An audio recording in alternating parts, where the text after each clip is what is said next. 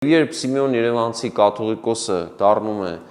հայ եկեղեցու գահակալ, նա արդեն բախվում է այն իրողություններին, որոնք որ Արցախում ստեղծվել էին։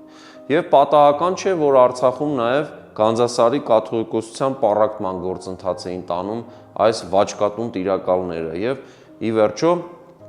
մենք տեսնում ենք, որ հայկական այս ներքին միջավայրում եղած խժդժությունների պարագայում Սիմեոն Երևանցին ձգտում էր ամեն կերպ Էջմիածնի պաշտոնեության ազդեցությունը նաև Արցախի տարբեր տարածքների վրա տարածել, օրինակ Քարվաճառի շրջանի ուղղությամբ։ Այսինքն բավական բարդ էր ներհայաստանյան միջավայրը։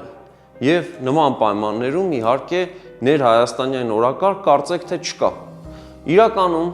մեզ են հասել հայոց կաթողիկոս Սիմեոն Երևանցու կողմից ուղղված բազմաթիվ նամակ գրություններ Ռուսաստանի տիրակալին Եկատերինա II-ին, որտեղ բնականաբար նա դրսևորում է իր ցանկությունը, որ հարմար իրավիճակում, եթե փաստորեն պարսկա-թուրքական տիրապետությունը հնարավոր լինի թոթափել, բնականաբար հայկական կողմը նախապատվություն կտա